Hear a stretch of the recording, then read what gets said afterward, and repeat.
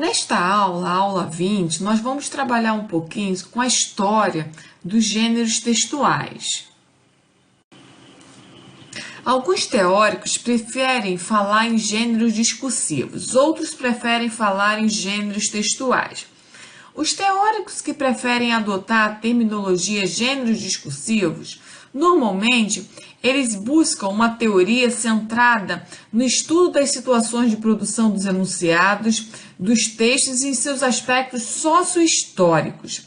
Agora, os teóricos que procuram trabalhar com a terminologia de gêneros textuais, eles fazem uma abordagem voltada, centrada na descrição da materialidade textual, ou seja, eles estão mais preocupados com o formato do texto, com as marcas linguísticas desse texto, né? Qual é o estilo do texto, diferente de quem adota a terminologia de gêneros discursivos, que estão mais preocupados na forma como esses textos são produzidos, quais são os aspectos socio-históricos que envolvem a produção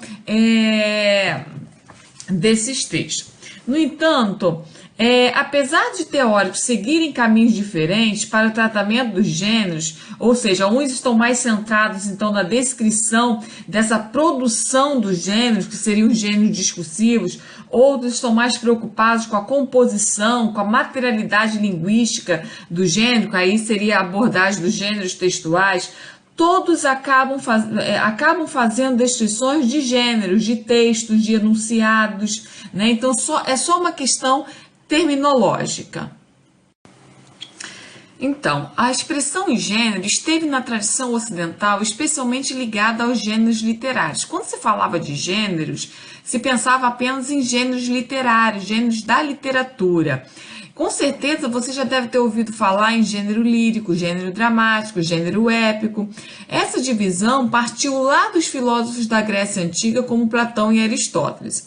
Então é comum estudarmos em literatura o que é gênero épico, lírico e dramático. Gênero épico, por exemplo, também chamado de narrativo, nada mais faz do que relatar um enredo, sendo ele imaginário ou não, situado em tempo e lugar determinados, envolvendo um ou mais personagens. Então, o gênero épico é o que nós teríamos hoje de gênero de tipo narrativo.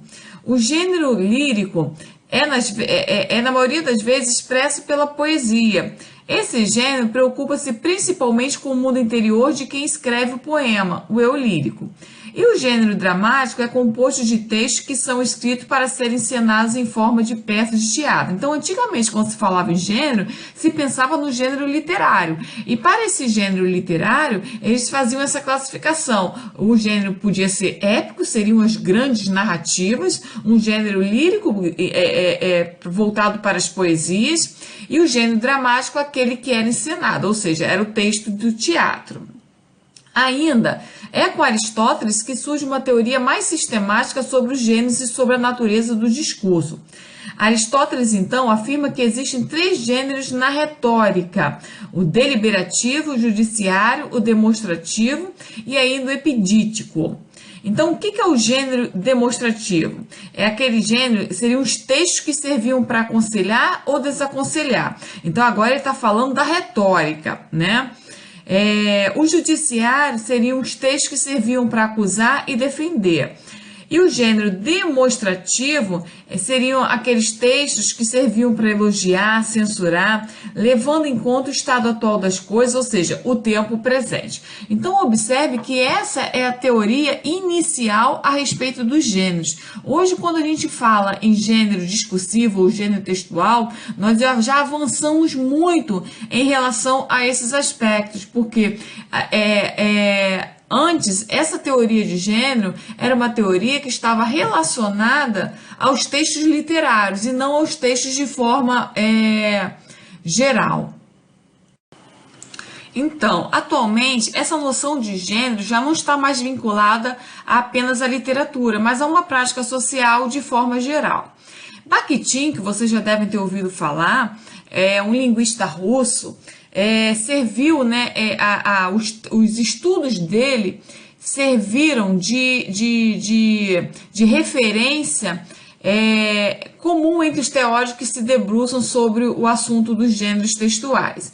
Então, hoje nós utilizamos muito os estudos do Bakhtin quando vamos nos referir, quando vamos estudar os gêneros textuais. Então, para Bakhtin, os gêneros do discurso são caracterizados por 3 elementos. Conteúdo temático, ou seja, qual é o assunto que é dito por meio desse gênero, então o que é o que pode ser dito por meio do gênero. A construção composicional, ou seja, qual é o formato desse gênero, qual é a estrutura particular em que os gêneros são apresentados. E por último, o estilo, seriam as palavras ou expressões selecionadas pelo locutor e os modos de construir os enunciados. Então, como exemplo, na página 81, nós temos aqui um manual de instrução, né? Então, analisando esse texto, a gente para pensar qual é o conteúdo temático do texto, né? Então, é um texto que fornece ao leitor a descrição das etapas a serem seguidas para acertar o calendário e as horas de um relógio, uma determinada marca e modelo. Então, esse é o conteúdo do texto, sobre o que ele fala. Segundo ponto, como esse texto é apresentado, ou seja, qual é o formato do texto. Então, o manual de instrução normalmente apresenta uma estrutura que se compõe de um texto em tópicos, mostra como proceder para realizar alguma determinada ação relacionada a algum produto, ou seja, como, aqui nesse caso é um manual de instrução de um relógio, então como acertar o calendário, como acertar as horas, né, por exemplo, qualquer outro aparelho. E a terceira parte, né? Como esses enunciados são construídos, qual é o estilo, né? Então você deve ter percebido o predomínio de formas verbais e expressões no sentido imperativo. Então nós temos lá puxe, aperte, pressione. Então são verbos que estão no modo imperativo em que incitam o autor a realizar uma determinada ação.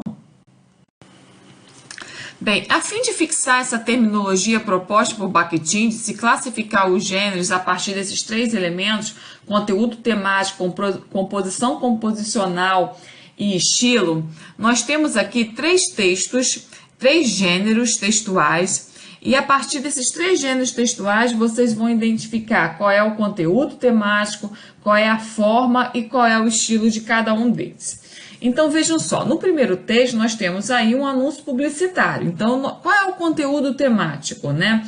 É um anúncio publicitário, por quê? Porque procura convencer o leitor a comprar uma determinada ideia. Nesse caso, retomando o texto que nós já vimos na aula passada, procura convencer o leitor a fazer o teste do vírus da AIDS. Qual é a composição, qual é o formato desse texto, né? A estrutura tradicional de um anúncio, nós já vimos que normalmente ela se compõe por um título, ela tem uma ilustração, ela tem uma linha de assinatura, ela apresenta, um texto publicitário normalmente apresenta um logotipo, apresenta também um slogan. Então, esses elementos fariam parte da estrutura composicional do texto publicitário. E qual é o estilo? Se o objetivo é incitar o outro a realizar uma determinada ação, a comprar uma determinada ideia, o que nós vamos encontrar nesses textos é o predomínio de verbos no imperativo. Bem, agora o texto 2, nós temos aqui uma carta do leitor. Uma carta de leitor. Então, qual é o conteúdo temático normalmente apresentado por uma carta de leitor?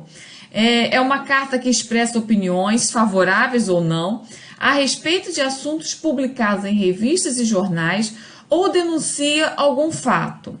Então, nesse caso aqui, o falante denuncia o abandono da Rua da Carioca, no centro da cidade do Rio de Janeiro. Qual é o formato desse texto, a construção composicional? Então, uma carta de leitor apresenta uma estrutura semelhante à de uma carta pessoal. E, além disso, como é comum a imprensa publicar apenas o corpo ou parte da carta, é por isso que ela aparece em tamanho menor, mas quem escreve a carta para a revista, para o jornal, escreve colocando data, colocando endereçando a uma pessoa, assinando a carta. O jornal é que faz o recorte do corpo do texto, de uma parte, de apenas de um trecho, para fazer a publicação em função do tamanho, do espaço disponível para esse tipo de publicação. E qual é o estilo, né? Quais são as marcas linguísticas? É um texto predominantemente argumentativo. O autor da carta monta sua argumentação por meio de relações de causa-consequência. Aqui nesse caso, ele fala que os funcionários dos bares, lanchonetes e padarias lavam seus estabelecimentos e latões de lixo em plena calçada da Rua da Carioca, e com isso gera a consequência que é a desordem urbana, né? Ele também utiliza períodos compostos por subordinação, né? Utiliza expressões modalizadores, sugiro, palavras valorativas, verdadeiro atentado à cidade, totalmente emporcalhada, tradicional e belo logradouro carioca. Então vocês vejam que é um texto, como é uma carta opinativa, né, uma carta de leitor, esse leitor ele se apresenta, ele se mostra por meio dessa argumentação. E o terceiro texto é um ficado de jornal. Então qual é o conteúdo temático? É um texto predominantemente descritivo, em que o autor procura mostrar as características do produto que deseja vender. Nesse caso, é um automóvel. Qual é o formato do texto? É um texto minúsculo, né? Que se apresenta em boxes, alinhados em colunas estreitas. As informações são apresentadas de forma bem simplificada, o que é típico desse gênero classificado, devido ao espaço reduzido e ao custo da publicação. E qual é o estilo, né? Quais são as marcas linguísticas? Aqui, nesse texto, né, no classificado jornal, há o predomínio de substantivos e adjetivos e palavras abreviadas, porque quanto maior o anúncio, mais caro ele será. Outra herança deixada por Bakhtin é o conceito de gêneros primários e gêneros secundários. Então, para Bakhtin, os gêneros primários eles se relacionam de uma forma direta com a realidade, construindo-se em circunstâncias de uma comunicação verbal espontânea. Eu diria que os gêneros primários são aqueles mais simples, que surgiram primeiro. Então, por exemplo, um bilhete, uma carta pessoal, um diálogo, um relato familiar. Agora, o gênero secundário mostra uma comunicação cultural mais complexa, realizada sobretudo pela escrita artística. Então, por exemplo, pela escrita artística, científica e sociopolítica. Então, por exemplo, são textos mais elaborados, como um romance, um teatro, um artigo de divulgação científica.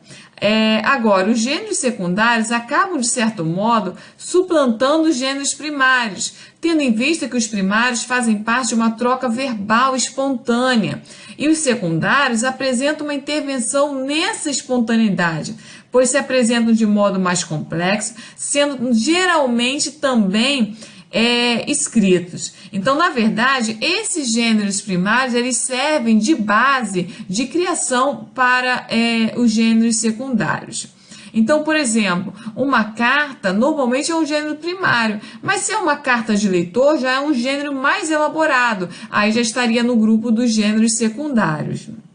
Então, para Bakhtin, os gêneros não devem ser entendidos como uma camisa de força, na qual se retém cada forma do pensamento humano. Pelo contrário, o gênero do discurso, ou os gêneros textuais, como vocês preferem usar a terminologia, Bakhtin utilizava muito a terminologia de gêneros do discurso. São tipos relativamente estáveis, representantes de valores culturalmente instituídos, sujeitos ao tempo e ao espaço no qual são originados. A atividade seguinte pede para se voltar aos textos da questão 1, né? Anúncio publicitário, carta de leitor e classificado de jornal, e classificar de acordo com a proposta do Bakhtin esses gêneros, se eles são primários ou secundários. Então, por exemplo, os gêneros anúncio publicitário, carta de leitor e classificado são gêneros secundários, surgem nas condições de um convívio cultural mais complexo, desenvolvido e organizado.